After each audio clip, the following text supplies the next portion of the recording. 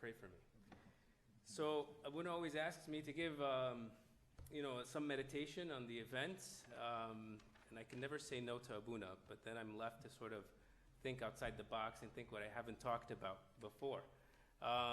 So, as you know, the Holy Week is structured that the Eve is celebrated the day before. So yesterday we did Monday Eve, and then today's Monday. So 6 p.m., right, is the new day, and then the day continues. So we had Monday Eve, and then today was Monday. So I'm going to speak about some of the events. We're going to start by recapping some of the events of today.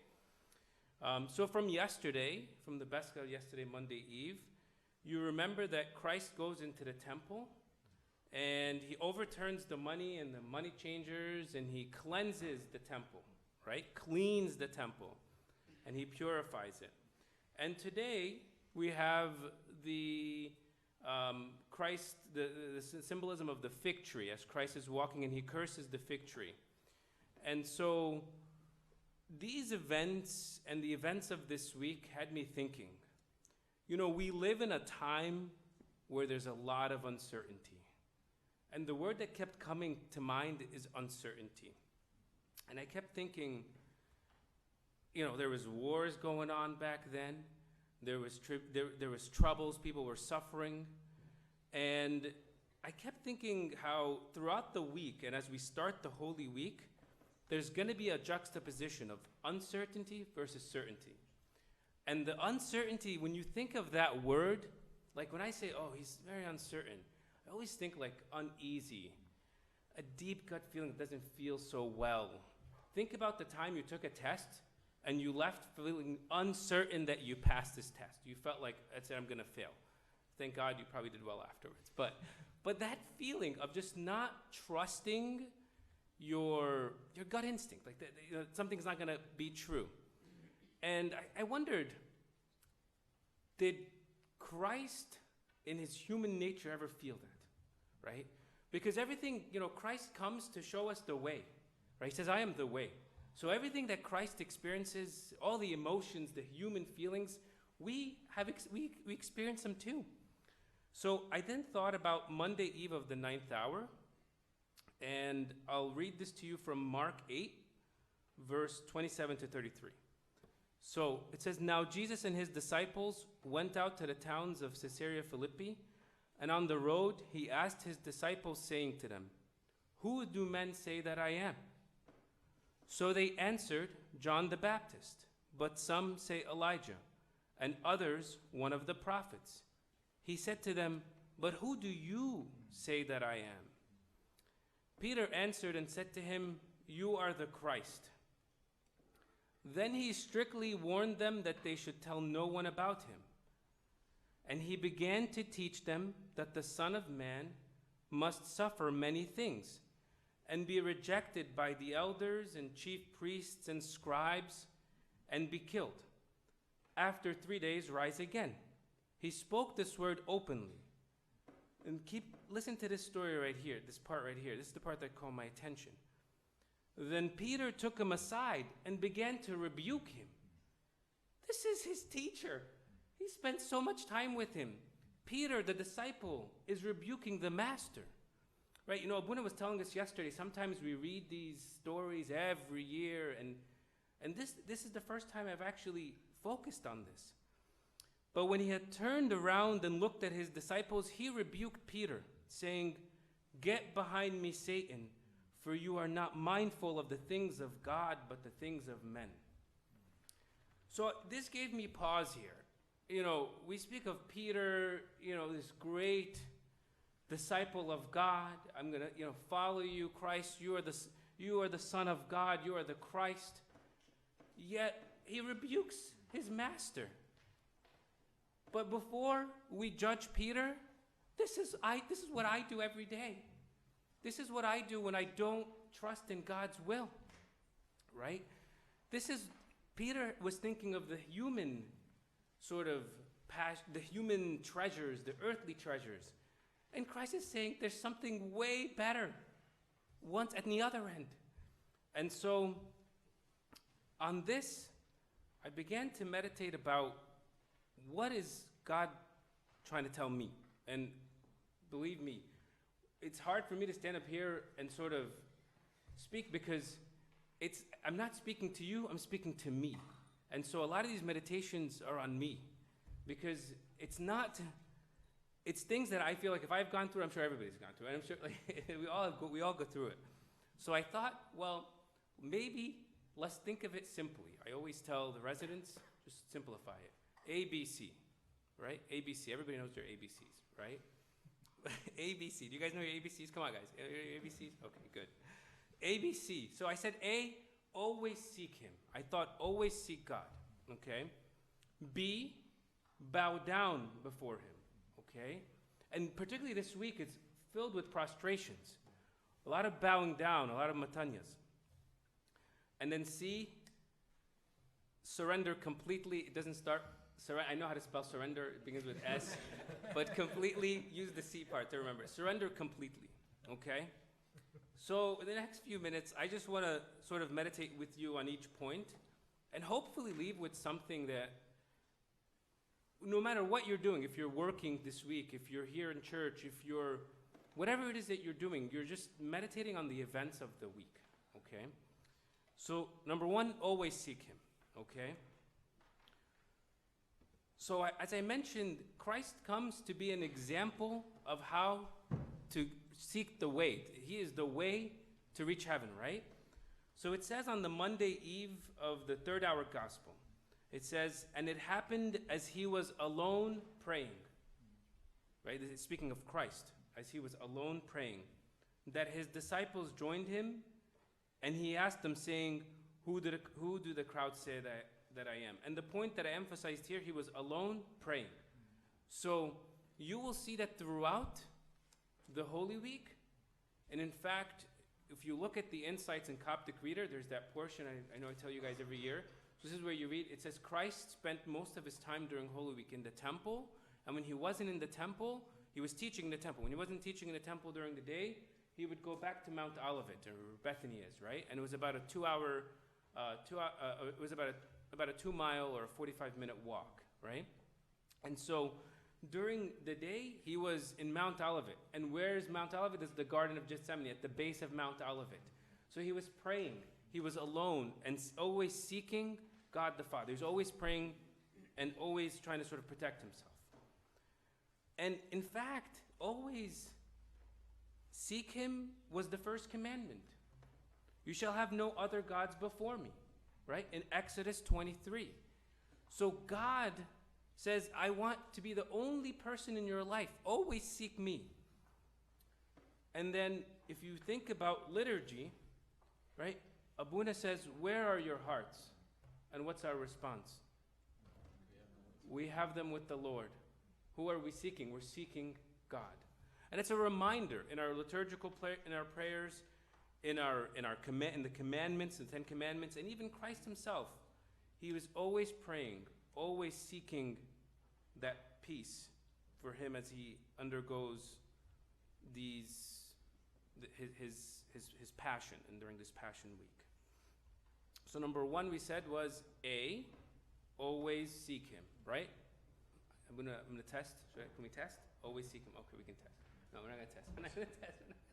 Always seek him, all right? Always seek him. A, always seek him.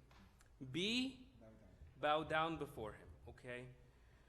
So where do prostrations come from? And I tried to look into this. The history of prostrations, some say it was Joshua when he knelt before God. And the desert monks, you know, the prostrations of sort of submitting your body, weakening the body, and that the body itself to weaken dust and your ashes to bow down before God and then rise. And so it's and that in itself too, when you think about prostrations, think about Christ in the Garden of Gethsemane. He was praying, and he was prostrating, and he was almost to the point where he was bleeding. But in the Coptic, the word prostrations means matanya. All right? So matanya, we say matanya. Anybody know what matanya means? Matanya. Yes. Change of mind. So matanya means change of mind. So that the mere fact of prostration means as I go down with my thoughts, I rise up and my mind is changed. So whenever you do a matanya, whenever we do matanyas in the church, and there's 400 matanyas on Good Friday, whenever we do matanyas, when we kneel down, when we put our head down and we touch the ground, we should rise being changed. That's what matanya is for. That's what prostrations are for. And so, I then thought about, when you think about when you prostrate down before something, there's almost like that fear, right? So you're bowing down. And I thought in the Monday eve of the first hour prophecy, it says, Zephaniah says, fear before the presence of the Lord God, for the day of the Lord is at hand. The Lord has prepared his sacrifice. He has sanctified his guest. When I'm bowing down, I'm fearful of my sin in front of me, but I should rise being changed, change of mind, a new person, thinking that whatever I've offered in my prostrations in front of God, I will change and become a different person. And in the wisdom of Sirach, also we read it in today, it says, the fear of the Lord is glory and boasting, and gladness and the crown of rejoicing. The fear of the Lord will cheer the heart and will give gladness, joy, and long life. For those who fear the Lord, it shall be well to the utmost, and on the day of his death he will be blessed. The beginning of wisdom is to fear the Lord. And I think we live in a time where society tells us, oh, have no fear. There's nothing wrong with fearing God and fearing our sin and not falling into sin, and fearing sin which leads to death, right? And I think, as I sometimes think about where society's going, I don't want to sound like an old fart, but I really do think society is changing. I think the pace at which material is thrown at us, the pace at which we're almost forced to sort of succumb and think about, all these things around us, and there's so much distractions in our society that the beauty of Holy Week is to take a pause and try to sort of regroup and gain that momentum for the rest of the year. So having the fear of God and prostrating in front of him allows us to kneel down, bow down, and rise up with a change of mind so that we can be called, gain God's wisdom.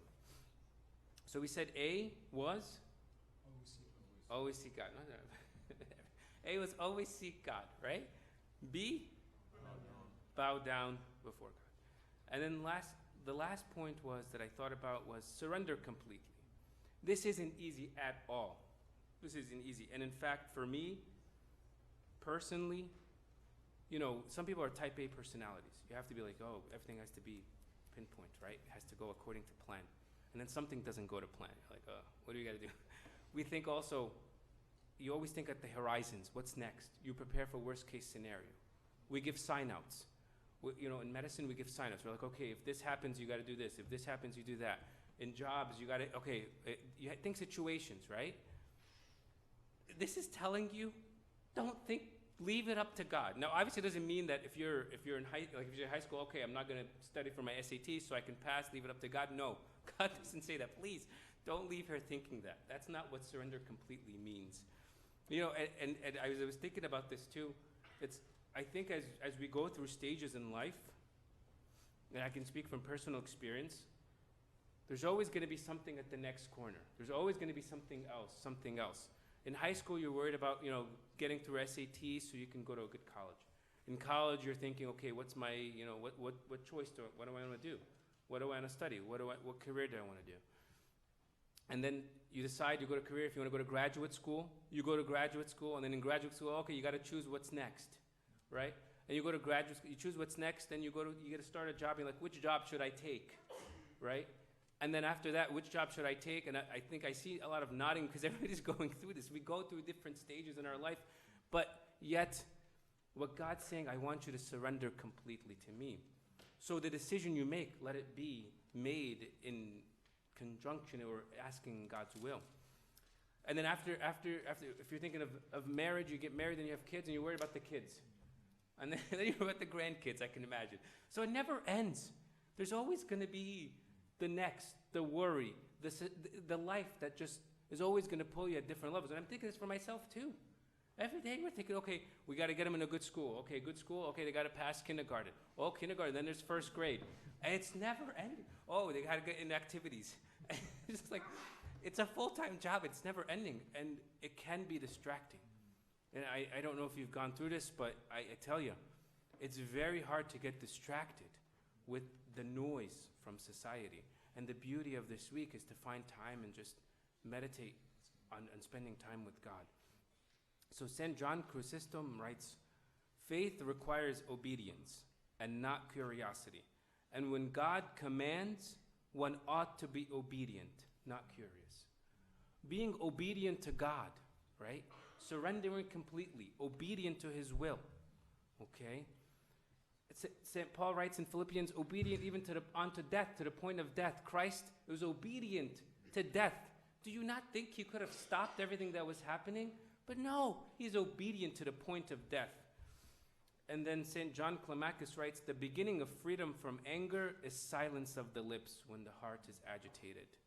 I find sometimes when there's a lot of anxiety, there's always a rush to respond, a rush to commit to a decision. If somebody ever calls you a telemarketer and says you have to decide now, tell them no, call me back tomorrow, just as a tidbit. That's a life lesson here. But it's like, there's always a rush. When somebody says there's a rush, you got to make a decision. No. Let's take a step back. So the beginning of freedom from anger is silence of the lips when the heart is agitated. So we said point number 1 was always seek God. Point number 2 was, and point number 3 is surrender completely. Now, every single one of those, I go through cycles. There's times when I'm thinking, okay, maybe during this decision I didn't seek God, right? So I go back. So you always want to I always think of myself, I always want to keep going through those cycles, thinking through those 3 steps to try to sort of decipher what should be my next decision. And so as I was thinking about this, I've been reading a book about the life of Pope Kyrillos the Sixth. Do you guys know Pope Kyrillos the Sixth, right? He was before Pope Shenouda, right? So lived around mid-1900s, around 1950. And during that time, what war was going on during that time? World War II, yes, you know your history, good job, George. World War II, right? There was a lot of turmoil in the world. In Egypt itself, there was a revolution going on. The British had taken over, and there was a national revolution to sort of separate from the Brits. And so there was a lot of noise, similar to what we're seeing now. A lot of chatter, a lot of distractions, a lot of media news being thrown at you, right? And Pope Kyrillos, his life, what I saw in reading this and thinking and how I came about this is looking at his life. He always followed those 3 points that I saw in an indirect way. He always sought God. How did he do that? Well, his mom passed away at age 8, roughly when he was young. His mother passed away. And in the writings, this is based on the book by Father Daniel Fanous. Okay, he writes, and he looks at the manuscripts of him that were written about him. He says he always, even as a young man, would go home and close himself up in the room. And if he had sisters, and if they ever interrupted him, he would be very upset. If anybody stopped him from always seeking God, he always sought God. He would go home, have dinner, go to his room and pray. It's all he did, even as a young man, before he even became a bishop or a priest or a pope. So at a young age, his mother, passes away, and he always sought God. So he always said his refuge was in God. Always sought God. Number 2, when he decided to go to the monastery, and he said, okay, that's it, I'm going to commit my life to God, he was forbidden. His father did not want him to go to the monastery. See, back then, he was educated. But the people that went to the monastery weren't educated. They were usually farmers, they didn't go to college, and during this time, there was the movement also for the Sunday school movement within the church, right? And so Pope Kyrillos was educated, and his father said he had a good job. He had a well-paying job. He didn't want him to go to the monastery. He forbid him. In fact, when he went, he told him, come back, you can't go. And he prayed, he went, always sought God, always said, commit, this is what I want to do, this is what I've committed to God, I have to stick to it, right? So he was forbidden from going to the monastery. Then he finally, his father accepts and relents, and he goes to the monastery. What happens in the monastery?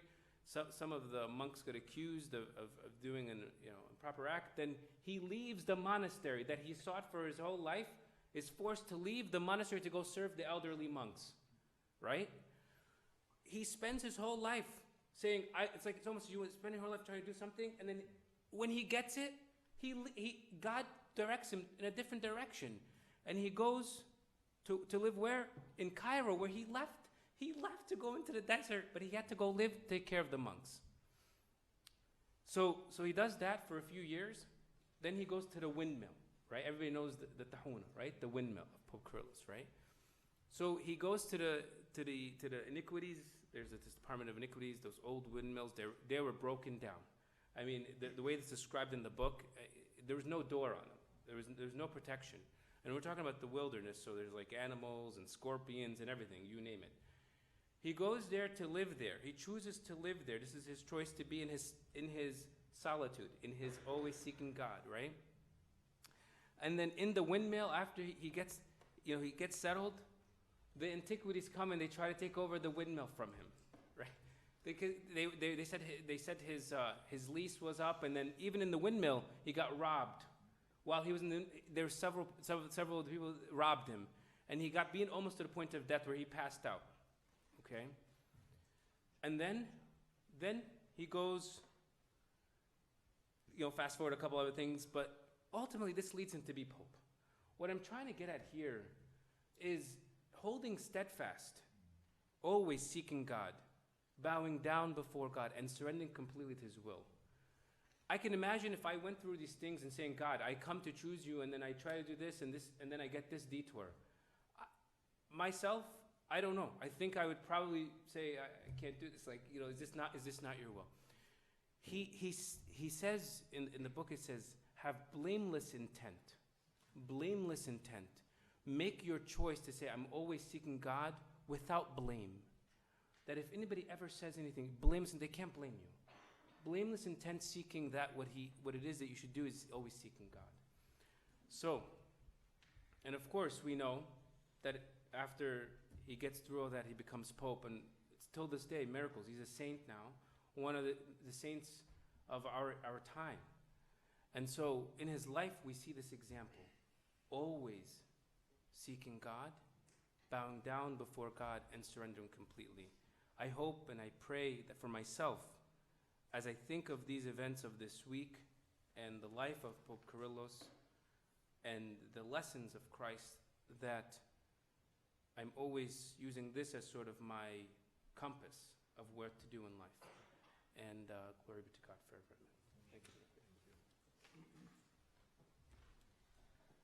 وانا حبيبي تعيش وتعلم. Any questions حبايبي? Any comments?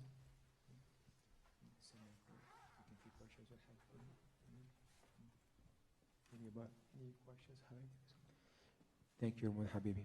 I love the order that you put it in, because it's very hard to surrender. But I love the order that you put it in. When you seek him from your heart and you train yourself to seek and to bow down with the worship and praise, you will be granted the gift to surrender, because it's not easy. And something you write to, what a beautiful start. Thank you for the inspired word, and something to reflect on not this only for this week, but for the rest of the year, something to keep in our mind. Thank you, Habibi, for